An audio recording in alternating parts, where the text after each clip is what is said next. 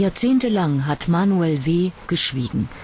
Er wusste, seine Geschichte klingt zu ungeheuerlich. Manuel wurde als Kind sexuell missbraucht von einer Frau, seiner eigenen Mutter. Das, was für mich bis heute am schwersten zu erklären und zu ertragen ist, dass ich meine Mutter auch in dieser Zeit noch geliebt habe als meine Mutter. Man kann wohl als Kind nicht anders als seine Eltern lieben, aber es hat natürlich auch noch die Ausweglosigkeit verstärkt. Manuel ist 8 Jahre alt, als sich die Mutter ihm nähert. Aus Zärtlichkeit wird schnell sexuelle Gewalt. Sie schlägt ihn mit einem Lineal auf das nackte Gesäß, bis sie selbst zum Orgasmus kommt. Ich habe es nie verstanden. Ich verstehe es auch heute noch nicht. Wie jemand Freude daran haben kann, dass sein Kind ihn anguckt wie ein geprügelter Hund. Aber das war das, was dieser meiner sogenannten Mutter Lust und Freude bereitet hat. Etwa 3 Jahre dauern diese Qualen. Erst als Manuel 11 ist, hört der sadistische sexuelle Missbrauch schlagartig auf. Manuels Mutter bestreitet alle Vorwürfe. Der Fall Manuel ist exemplarisch. Dr. Kläuber hat die einzige deutsche Studie erstellt, die sich differenziert mit sexuellem Missbrauch an Jungen beschäftigt. Unter den Tätern erschreckend viele Frauen. Aufgrund meiner klinischen Erfahrung und der Gesamtschau der internationalen Untersuchungen, die mir bekannt sind, gehe ich von einem Täterinnenanteil von 20–35% aus. Bei diesen Zahlen geht es auch nicht um Grenzüberschreitungen wie das übertrieben intensive Eincremen und Massieren der Penisse von kleinen Jungen. Es geht um klassischen sexuellen Missbrauch. Sind weibliche Täter dabei weniger gewalttätig?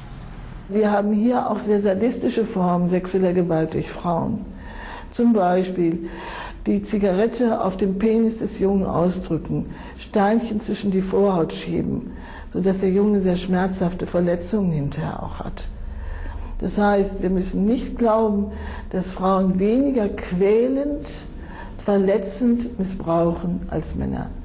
Das Maß der Gewalt ist das gleiche. Auch er wurde als kleiner Junge missbraucht. Wir nennen ihn Uwe K. Die Täterin kommt wie so oft aus der eigenen Familie. Bei Uwe war es nicht die Mutter, es war die Großtante, bei der er oft zu Besuch war. Sie war viel größer als ich und ich habe mich in gewisser Weise auch abhängig von ihr gefühlt, weil ich von meiner Mutter nicht diese Liebe und Zuneigung bekommen habe. Und ich hatte irgendwie Angst, wenn ich mich dagegen wehre, dass ich dann irgendwie ganz allein bin, dass ich dann überhaupt keine Geborgenheit und Zärtlichkeit mehr bekomme. Uwe braucht seinen Therapeuten. Dieser hilft ihm, die Erlebnisse zwischen seinem 4. und 8. Lebensjahr zu verarbeiten.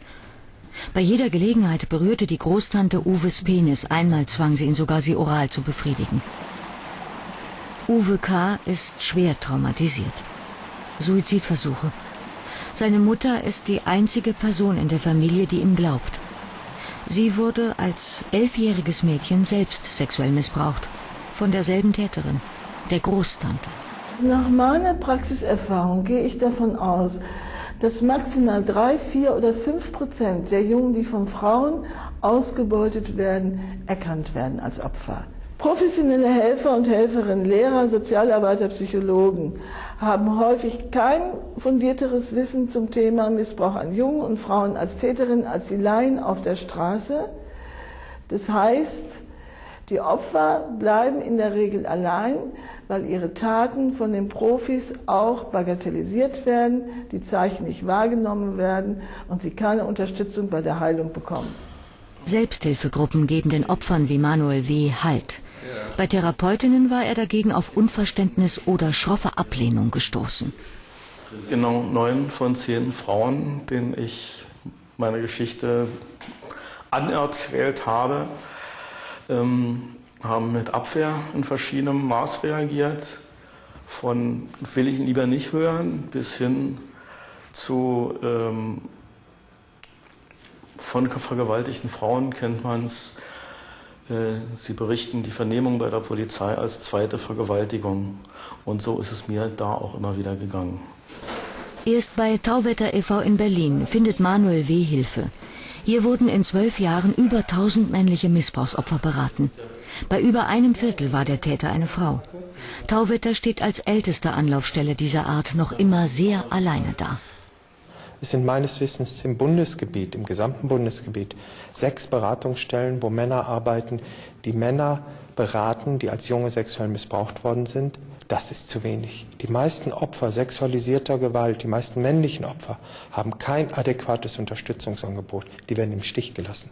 Es wird so viel von Kinderschutz gesprochen und gleichzeitig macht sich bis zum heutigen Tage der Staat mitschuldig, dass diese Opfer keine Hilfe bekommen. Manuel W. leidet noch immer an schweren Depressionen und Panikattacken. Auch Jahrzehnte später kann er ohne therapeutische Hilfe nicht leben. Sicher fühle ich Trauer über mein zerstörtes Leben, aber weinen kann ich nicht. Und wenn ich an die Geschichte denke, bin ich fast noch zu fassungslos, um weinen zu können. Ja, das ist eigentlich... Das sind Dinge, die gibt es sonst in Militärdiktaturen. Aber die behaupten wenigstens nicht, dass sie ihre Opfer auch noch lieben. Jetzt möchte Manuel W. über die erlittene Traumatisierung schreiben. Er hofft, dass er eines Tages abends einschlafen kann, ohne immer an seine seelischen Qualen denken zu müssen.